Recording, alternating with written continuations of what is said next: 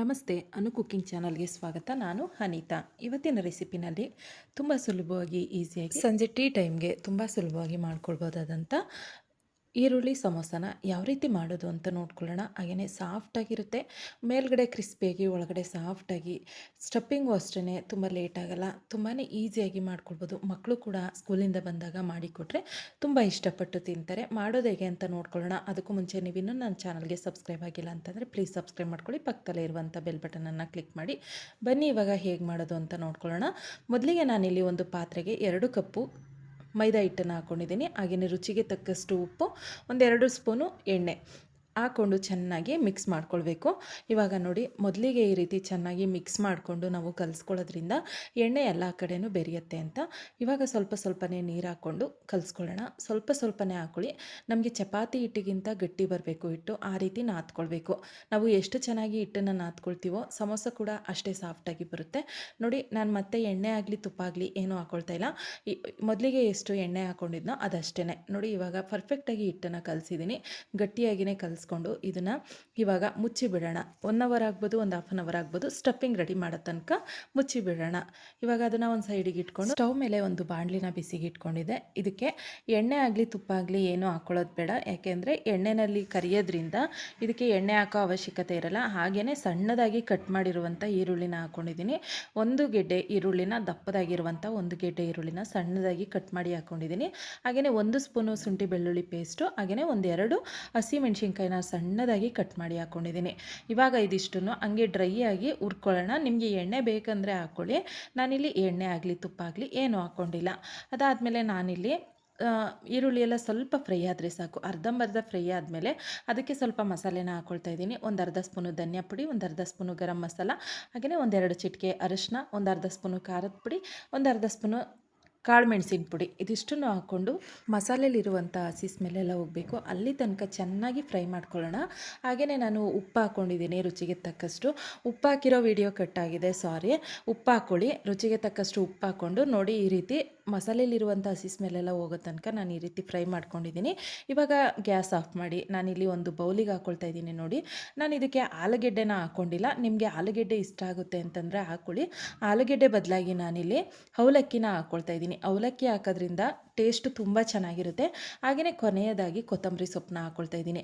ಇದಿಷ್ಟನ್ನು ಹಾಕ್ಕೊಂಡು ಚೆನ್ನಾಗಿ ಮಿಕ್ಸ್ ಮಾಡಿ ಇದನ್ನು ಒಂದು ಸೈಡಿಗೆ ಇಟ್ಕೊಳ್ಳೋಣ. ಹಾಗೆಯೇ 1-2 ಆಲೂಗೆಡ್ಡೆನ ಚೆನ್ನಾಗಿ ಬೇಯಿಸಿ ಸ್ಮ್ಯಾಶ್ ಮಾಡಿ ಹಾಕೋದ್ರಿಂದ ಅದ್ರ ಟೇಸ್ಟು ಕೂಡ ತುಂಬ ಚೆನ್ನಾಗಿರುತ್ತೆ. ಆದರೆ ನಾನಿಲ್ಲಿ ಅವಲಕ್ಕಿನ ಬಳಸ್ಕೊಂಡಿದ್ದೀನಿ. ಇವಾಗ ಅದನ್ನು ಒಂದು ಸೈಡಿಗೆ ಇಟ್ಕೊಂಡು ನಾನಿಲ್ಲಿ 1 ಸ್ಪೂನು ಮೈದಾ ಹಿಟ್ಟಿಗೆ ಸ್ವಲ್ಪ ನೀರು ಹಾಕ್ಕೊಂಡು ಚೆನ್ನಾಗಿ ಮಿಕ್ಸ್ ಮಾಡ್ಕೊಳ್ತಾ ಇದ್ದೀನಿ. ಹಾಗೆ ಏನಕ್ಕೆ ಅಂತಂದರೆ, ಇದು ನಾವು ಹಿಟ್ಟನ್ನು ಲಟ್ಟಿಸ್ತೀವಲ್ಲ, ಹಿಟ್ಟನ್ನು ಕ್ಲೋಸ್ ಮಾಡಬೇಕಂದ್ರೆ ಓಪನ್ ಆಗಬಾರ್ದು ಅಂತ ಹೇಳಿ, ಸಮೋಸನ ಮಾಡಬೇಕಂದ್ರೆ ಓಪನ್ ಆಗಬಾರ್ದು ಅಂತ ಈ ಒಂದು ಹಿಟ್ಟನ್ನು ರೆಡಿ ಮಾಡ್ಕೊಳ್ತಾ ಇದ್ದೀನಿ. ನೋಡಿ, ಕ್ರೀಮಿ ಥರ ರೆಡಿ ಮಾಡ್ಕೊಂಡಿದ್ದೀನಿ. ತುಂಬ ತೆಳುವಾಗಿಲ್ಲ, ಕ್ರೀಮಿ ಥರ ರೆಡಿ ಮಾಡಿಕೊಂಡು ಅದನ್ನು ಒಂದು ಸೈಡಿಗೆ ಇಟ್ಕೊಳ್ಳೋಣ. ಅದಾದಮೇಲೆ ಕಲಸಿಟ್ಟಿರುವಂಥ ಮೈದಾನ ತೋರಿಸ್ತಾ ಇದ್ದೀನಿ. ನೋಡಿ ಎಷ್ಟು ಸಾಫ್ಟಾಗಿ ಬಂದಿದೆ ಅಂತ. ತುಂಬ ಚೆನ್ನಾಗಿ ರೆಡಿಯಾಗಿದೆ. ನನಗಿಲ್ಲಿ ಒಂದು ಹಾಫ್ ಆನ್ ಅವರ್ ಟೈಮ್ ತೊಗೊಳ್ತು ಸ್ಟಫಿಂಗ್ ರೆಡಿ ಮಾಡ್ಕೊಳ್ಳೋದಕ್ಕೆ. ಅಷ್ಟೊತ್ತವರೆಗೂ ತುಂಬ ಚೆನ್ನಾಗಿ ಹಿಟ್ಟು ಕೂಡ ನೆಂದಿತ್ತು. ಇವಾಗ ಸ್ವಲ್ಪ ಹಂಗೆ ಕೈಯಲ್ಲಿ ಮಿಕ್ಸ್ ಮಾಡಿಕೊಂಡು ಇದನ್ನು ಇವಾಗ ಹಂಗೆ ಸೆಲ್ಫ್ ಕಟ್ಟೆ ಮೇಲೆ ಹಾಕ್ಕೊಂಡು ಈ ರೀತಿ ಸ್ವಲ್ಪ ನಾದ್ಕೊಳ್ಳೋಣ. ಈ ರೀತಿ ನಾದ್ಕೊಳ್ಳೋದ್ರಿಂದ ನಮಗೆ ಸಮೋಸ ತಿನ್ನುವಾಗ ನಾರ್ ಥರ ಬರಲ್ಲ, ತುಂಬ ಸಾಫ್ಟಾಗಿ ತಿನ್ನುವಾಗ ಕ್ರಿಸ್ಪಿಯಾಗಿ ಸಾಫ್ಟಾಗಿ ಬರುತ್ತೆ. ಇವಾಗ ನೋಡಿ, ಎಲ್ಲದನ್ನು ರೋಲ್ ಮಾಡಿಕೊಂಡು ಈ ರೀತಿ ಸಮವಾಗಿ ಕಟ್ ಮಾಡ್ಕೊಳ್ತಾ ಇದ್ದೀನಿ ಚಾಕುವಿನಿಂದ. ಈ ರೀತಿ ಕಟ್ ಮಾಡ್ಕೊಳ್ಳೋದ್ರಿಂದ ಎಲ್ಲ ಉಂಡೆಗಳು ಒಂದೇ ಸಮ ಇರುತ್ತೆ ಅಂತ ಹೇಳಿ ಈ ರೀತಿ ಕಟ್ ಮಾಡ್ಕೊಳ್ತಾ ಇದ್ದೀನಿ. ಇವಾಗ ಇದನ್ನೆಲ್ಲ ಒತ್ಕೊಂಡು ತಗೊಳ್ಳೋಣ. ಎಲ್ಲ ಹಿಟ್ಟನ್ನು ಈ ರೀತಿ ಉಂಡೆ ಮಾಡಿಕೊಂಡು ನಾನಿಲ್ಲಿ ಸ್ವಲ್ಪ ಹಿಟ್ಟನ್ನು ಹಚ್ಕೊಂಡು, ಮೈದಾ ಹಿಟ್ಟನ್ನು ಹಚ್ಕೊಂಡು ಒತ್ಕೊಳ್ತಾ ಇದ್ದೀನಿ. ಲಟ್ಟಿಸ್ಕೊಂಡು ಎಷ್ಟು ತೆಳುವಾಗಿ ಆಗುತ್ತೋ ಅಷ್ಟು ತೆಳುವಾಗಿ ಲಟ್ಟಿಸ್ಕೊಳ್ಬೇಕು. ಈ ರೀತಿ ತೆಳುವಾಗಿ ಲಟ್ಟಿಸೋದ್ರಿಂದ ಸಮೋಸ ನಮಗೆ ತಿನ್ನುವಾಗ ಮೇಲ್ಗಡೆ ಕ್ರಿಸ್ಪಿಯಾಗಿ ಒಳಗಡೆ ಸಾಫ್ಟಾಗಿ ತುಂಬ ಚೆನ್ನಾಗಿ ಬರುತ್ತೆ. ನೋಡಿ, ನಾನು ಕೂಡ ತೆಳುವಾಗಿ ಲಟ್ಟಿಸ್ಕೊಳ್ತಾ ಇದ್ದೀನಿ. ಎಷ್ಟು ಸಾಧ್ಯನೋ ಅಷ್ಟು ತೆಳುವಾಗಿ ಲಟ್ಟಿಸ್ಕೊಳ್ತಾ ಇದ್ದೀನಿ. ಎಲ್ಲನೂ ಕೂಡ ಕೀಳೋದಾಗಲಿ ಅರಿಯೋದಾಗಲಿ ಆಗಲ್ಲ. ಯಾಕೆಂದರೆ ಮೈದಾನ ಚೆನ್ನಾಗಿ ನಾದ್ಕೊಂಡಿರ್ತೀವಲ್ಲ, ಎಲ್ಲಿನೂ ಕೂಡ ಕೀಳಲ್ಲ. ನೋಡಿ ಎಷ್ಟು ಚೆನ್ನಾಗಿ ಬಂದಿದೆ ಅಂತ. ಈ ರೀತಿ ಲಟ್ಟಿಸ್ಕೊಂಡ್ರೆ ಸಾಕು. ಇವಾಗ ಇದೇ ರೀತಿಯೇ ಎಲ್ಲ ಒಂದು ಉಂಡೆಗಳನ್ನು ಲಟ್ಟಿಸ್ಕೊಳ್ಳೋಣ. ಇದನ್ನು ಇವಾಗ ನಾನು ಸ್ಟವ್ ಮೇಲೆ ಆಲ್ರೆಡಿ ಒಂದು ತವಾನ ಬಿಸಿಗಿಟ್ಟಿದ್ದೆ. ಆ ತವದ ಮೇಲೆ ಎಣ್ಣೆ ಆಗಲಿ ತುಪ್ಪ ಆಗಲಿ ಹಾಕ್ಕೊಳ್ಳೋದು ಬೇಡ. ಇದೇ ರೀತಿಯೇ ಡ್ರೈ ಆಗಿ ಜಸ್ಟ್ ಉಲ್ಟಾ ಮಾಡಿ ಬೇಯಿಸ್ಕೊಂಡ್ರೆ ಸಾಕು. ಜಾಸ್ತಿ ನಮಗೆ ಬೇಯೋದೆಲ್ಲ ಏನು ಬೇಡ, ಅದು ಬೇಯಿಸ್ಕೊಳ್ಳೋದು ಬೇಡ. ನೋಡಿ ಈ ರೀತಿ ಬಬಲ್ಸ್ ಬರಬೇಕು, ಗುಳ್ಳೆ ಗುಳ್ಳೆ ಬಂದಮೇಲೆ ಇದನ್ನು ಉಲ್ಟಾ ಮಾಡಿ ಒಂದು 2-3 ಸರಿ ಈ ರೀತಿ ಬಬಲ್ಸ್ ಬಂದಮೇಲೆ ಎತ್ಕೊಂಡು ಹಾಕೊಂಡ್ಬಿಡ್ಬೇಕು. ಅಂದರೆ ಒಂದು 20 ಸೆಕೆಂಡ್ಸು 25 ಸೆಕೆಂಡ್ಸ್ ಆದರೆ ಸಾಕು. ನೋಡಿ ಈ ರೀತಿ ನಾನು ಕೂಡ ಎಲ್ಲದನ್ನು ಇದೇ ರೀತಿಯೇ ಬೇಯಿಸ್ಕೊಂಡು ತೊಗೊಂಡಿದ್ದೀನಿ. ಇವಾಗ ಇದನ್ನು ಸೈಡ್ ಎಡ್ಜಸ್ ಎಲ್ಲ ಕಟ್ ಮಾಡ್ಕೊಳ್ಳೋಣ. ಈ ರೀತಿ ಎಡ್ಜಸ್ನೆಲ್ಲ ಕಟ್ ಮಾಡ್ಕೊಳ್ಳೋದ್ರಿಂದ ಒಂದೇ ಸಮವಾಗಿ ಸಮೋಸಗಳನ್ನ ಮಾಡ್ಕೊಳ್ಬೋದು. ನಾನಿಲ್ಲಿ ಚಿಕ್ಕದಾಗಿ ಸಮೋಸನ ಮಾಡ್ಕೊಳ್ತಾ ಇರೋದ್ರಿಂದ ನೋಡಿ ಈ ರೀತಿ ಒಂದು ಅಲ್ಲೆಕಡ್ಡಿನ ಇಟ್ಕೊಂಡು ಕಟ್ ಮಾಡ್ಕೊಳ್ತಾ ಇದ್ದೀನಿ. ಅಂದರೆ ನಾವು ದೋಸೆ ಚಪಾತಿನ ಉಲ್ಟಾ ಮಾಡೋಕ್ಕೆ ತಗೊತೀವಲ್ಲ, ಆ ಒಂದು ಅಲ್ಲೆಕಡ್ಡಿಯಿಂದ ಕಟ್ ಮಾಡ್ಕೊಳ್ತಾ ಇದ್ದೀನಿ. ಹಾಗೆಯೇ ನಾವು ಎಡ್ಜಸ್ನ ಕಟ್ ಮಾಡ್ತಾ ಇದ್ದೀವಲ್ಲ, ಆ ಹಿಟ್ಟನ್ನು ವೇಸ್ಟ್ ಮಾಡೋದು ಬೇಡ, ಅದನ್ನು ಕೂಡ ಕಟ್ ಮಾಡಿ ಚಿಪ್ಸ್ನ ಮಾಡ್ಕೊಳ್ಬೋದು. ಇವಾಗ ನೋಡಿ ಸೈಡ್ ಎಡ್ಜಸ್ ಎಲ್ಲ ಈ ರೀತಿ ಕಟ್ ಮಾಡಿಕೊಂಡು ನಮಗೆ ಯಾವ ಸೈಜಿಗೆ ಸಮೋಸ ಬೇಕೋ ಆ ಸೈಜಿಗೆ ನೀವು ಕಟ್ ಮಾಡ್ಕೊಂಡ್ರೆ ಸಾಕು.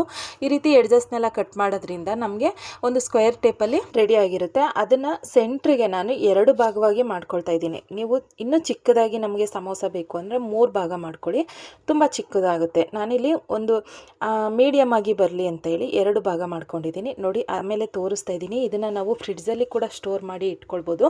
ಇವಾಗ ನಾನು ಇದನ್ನು ಯಾವ ರೀತಿ ರೋಲ್ ಮಾಡ್ಕೊಳ್ಳೋದು ಅಂತ ತೋರಿಸ್ತೀನಿ.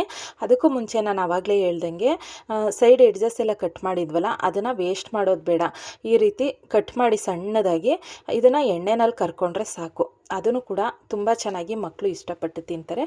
ಇವಾಗ ಇದನ್ನು ಒಂದು ಸೈಡಿಗೆ ಇಟ್ಕೊಳ್ಳೋಣ. ಅದನ್ನು ಲಾಸ್ಟಿಗೆ ಎಣ್ಣೆಯಲ್ಲಿ ಸಮೋಸ ಎಲ್ಲ ಮಾಡಿ ಆದಮೇಲೆ ಅದನ್ನು ಕೂಡ ಕರ್ಕೊಳ್ತೀನಿ. ಅದಾದಮೇಲೆ ನಾನಿಲ್ಲಿ ಒಂದು ಲೇಯರ್ನ ತಗೊಂಡಿದ್ದೀನಿ. ಒಂದು ಲೇಯರ್ ತಗೊಂಡು ಈ ರೀತಿ ಒಂದು ಬೆಳ್ಳಲ್ಲಿ ಇಟ್ಕೊಳ್ಬೇಕು. ಒಂದು ಬೆಳ್ಳಲ್ಲಿ ಇಟ್ಕೊಂಡು ಅದನ್ನು ಸೈಡ್ ಎಡ್ಜಸ್ನ ಹಿಡ್ಕೊಂಡು ಈ ರೀತಿ ಫೋಲ್ಡ್ ಮಾಡಿಕೊಂಡು ನಾವು ಒಂದು ಕೈಯಲ್ಲಿ ಹಿಡ್ಕೊಂಡು ಈ ರೀತಿ ಸೈಡ್ ಎಡ್ಜಸ್ಸಿಗೆ ಆವಾಗಲೇ ರೆಡಿ ಮಾಡಿ ಇಟ್ಕೊಂಡಿದ್ದಂಥ ಮೈದಾನ ಹಾಕ್ಕೊಳ್ತಾ ಇದ್ದೀನಿ. ಮೈದಾ ಹಿಟ್ಟನ್ನು ರೆಡಿ ಮಾಡಿ ಇಟ್ಕೊಂಡಿದ್ನಲ್ವ ಕ್ರೀಮಿಯಾಗಿ, ಅದನ್ನು ಹಚ್ಕೊಳ್ತಾ ಇದ್ದೀನಿ. ಇದನ್ನು ಹಚ್ಕೊಳ್ಳೋದ್ರಿಂದ ನಮಗೆ ಎಣ್ಣೆಲಿ ಹಾಕಿದಾಗ ಓಪನ್ ಆಗೋಲ್ಲ. ನಾವು ಯಾವ ರೀತಿ ಹಾಕಿರ್ತೀವೋ ಅದೇ ರೀತಿಯೇ ಇರುತ್ತೆ. ಇದು ಹಚ್ಕೊಂಡಿಲ್ಲ ಅಂತಂದರೆ ಎಣ್ಣೆ ಒಳಗಡೆ ಎಲ್ಲ ಸ್ಟಫಿಂಗ್ ಎಲ್ಲ ಬಿಟ್ಕೊಳ್ಳುತ್ತೆ, ಚೆನ್ನಾಗಿರೋದಿಲ್ಲ. ಇವಾಗ ನೋಡಿ ಸ್ಟಫಿಂಗ್ನ ಹಾಕ್ಕೊಳ್ತಾ ಇದ್ದೀನಿ. 1 ಸ್ಪೂನು ಸ್ಟಫಿಂಗ್ ಹಾಕ್ಕೊಂಡು ಮತ್ತು ಮೇಲ್ಗಡೆ ಸ್ವಲ್ಪ ಮೈದಾ ಹಿಟ್ಟನ್ನು ಹಾಕ್ಕೊಳ್ತಾ ಇದ್ದೀನಿ. ಮೈದಾ ಹಿಟ್ಟನ್ನ ಹಚ್ಕೊಂಡು ಈ ರೀತಿ ಕ್ಲೋಸ್ ಮಾಡ್ಕೊಳ್ಳೋದ್ರಿಂದ ನಮಗೆ ಎಲ್ಲೂ ಕೂಡ ಓಪನ್ ಆಗೋಲ್ಲ. ನೋಡ್ಕೊಂಡಿದ್ದೀರಲ್ವ, ಇದೇ ರೀತಿಯೇ ಎಲ್ಲದನ್ನು ರೆಡಿ ಮಾಡಿಕೊಂಡು ಎಣ್ಣೆನ ಆಲ್ರೆಡಿ ಬಿಸಿ ಆಗೋದಕ್ಕೆ ಇಟ್ಕೊಂಡಿದ್ದೆ, ಅದಕ್ಕೆ ಹಾಕ್ಕೊಂಡು ಕರ್ಕೊಂಬಿಡೋಣ. ನೋಡಿ ಇವಾಗ ಇದನ್ನು ಕ್ಲೋಸ್ ಮಾಡಿ ತೋರಿಸ್ತಾ ಇದ್ದೀನಿ. ಎಷ್ಟು ಚೆನ್ನಾಗಿ ಕ್ಲೋಸ್ ಆಗ್ತಾ ಇದೆ ನೋಡಿ, ಹಾಗೆಯೇ ಎಷ್ಟು ಚೆನ್ನಾಗಿ ಕಾಣಿಸ್ತಾ ಇದೆ. ಸಿಂಪಲಾಗಿ ತುಂಬಾ ಚೆನ್ನಾಗಿ ಮಾಡ್ಕೊಳ್ಬೋದು. ಒಂದ್ಸರಿ ಟ್ರೈ ಮಾಡಿ, ತುಂಬ ಚೆನ್ನಾಗಿ ಈಸಿಯಾಗಿ ಮಾಡ್ಕೊಳ್ಬೋದು. ಇವಾಗ ಆಲ್ರೆಡಿ ಎಣ್ಣೆನ ಕಾಯಕ್ಕಿಟ್ಟಿದೆ, ಅದಕ್ಕೆ ಒಂದೊಂದೇ ಸಮೋಸನ ಹಾಕ್ಕೊಂಡು ಫ್ರೈ ಮಾಡ್ಕೊಳ್ಳೋಣ. ಉರಿನ ಮೀಡಿಯಮ್ ಫ್ಲೇಮ್ ಆರ್ ಲೋ ಫ್ಲೇಮಲ್ಲಿ ಅಡ್ಜಸ್ಟ್ ಮಾಡಿಕೊಂಡು ಬೇಯಿಸ್ಕೊಳ್ಬೇಕು. ತುಂಬ ಎಣ್ಣೆ ಕಾಯಿಸ್ಕೊಂಡು ಹಾಕ್ಕೊಂಡ್ರೆ ಬೇಗ ಕಪ್ಪಾಗ್ಬಿಡುತ್ತೆ. ಮೀಡಿಯಮಾಗಿ ಎಣ್ಣೆ ಕಾಯಿಸ್ಕೊಂಡಿರಬೇಕು. ಆಮೇಲೆ ಸಮೋಸನ ಹಾಕ್ಕೊಂಡು ಈ ರೀತಿ ಊರಿನ ಲೋ ಫ್ಲೇಮಲ್ಲಿ ಮೀಡಿಯಮ್ ಫ್ಲೇಮಲ್ಲಿ ಅಡ್ಜಸ್ಟ್ ಮಾಡಿಕೊಂಡು ಬೇಯಿಸ್ಕೊಳ್ಬೇಕು. ನೋಡಿ ನಾನು ಕೂಡ ಒಂದು 2 ನಿಮಿಷ ಅದೇ ರೀತಿಯೇ ನಿಧಾನವಾಗಿ ಬೇಯಿಸ್ಕೊಂಡಿದ್ದೀನಿ. ಒಳಗಡೆ ಎಲ್ಲ ಹಿಟ್ಟೆಲ್ಲ ಬೇಯುತ್ತೆ. ಈ ರೀತಿ ನಿಧಾನವಾಗಿ ಬೇಯಿಸ್ಕೊಳ್ಳೋದ್ರಿಂದ ನೋಡಿ ಒಂದು ಗೋಲ್ಡನ್ ಕಲರ್ ಬರೋ ತನಕ ಚೆನ್ನಾಗಿ ಫ್ರೈ ಮಾಡ್ಕೊಳ್ಬೇಕು. ಎಣ್ಣೆ ಎಲ್ಲ ಬಬಲ್ಸ್ ಕಡಿಮೆ ಆಗುತ್ತೆ, ಅಲ್ಲಿ ತನಕ ಫ್ರೈ ಮಾಡ್ಕೊಳ್ಬೇಕು. ನಾನು ಕೂಡ ಅದೇ ರೀತಿಯೇ ಫ್ರೈ ಮಾಡಿಕೊಂಡು ತಗೊಳ್ತಾ ಇದ್ದೀನಿ. ಇದೇ ರೀತಿಯೇ ಎಲ್ಲ ಸಮೋಸನು ಬೇಯಿಸ್ಕೊಂಡು ತಗೊಳ್ಳೋಣ. ನೋಡಿ ಈ ರೀತಿ ಚೆನ್ನಾಗಿ ಬೇಯಿಸ್ಕೊಂಡು ತಗೊಳ್ಳೋದ್ರಿಂದ ಒಳಗಡೆ ಎಲ್ಲ ಚೆನ್ನಾಗಿ ಬೆಂದು ಕ್ರಿಸ್ಪಿಯಾಗಿ, ಮೇಲ್ಗಡೆ ಕ್ರಿಸ್ಪಿಯಾಗಿ, ಒಳಗಡೆ ಸಾಫ್ಟಾಗಿ ತುಂಬ ಚೆನ್ನಾಗಿ ರೆಡಿಯಾಗಿರುತ್ತೆ. ನೋಡಿ ಎಲ್ಲ ಸಮೋಸನು ನಾನು ಕೂಡ ಕರ್ಕೊಂಡು ತಗೊಂಡಿದ್ದೀನಿ. ಎಷ್ಟು ಚೆನ್ನಾಗಿ ಕಾಣಿಸ್ತಿದೆಯೋ ಅಷ್ಟೇ ಟೇಸ್ಟಿಯಾಗಿರುತ್ತೆ. ತುಂಬಾ ಸಿಂಪಲಾಗಿ ಮಾಡ್ಕೊಳ್ಬೋದು.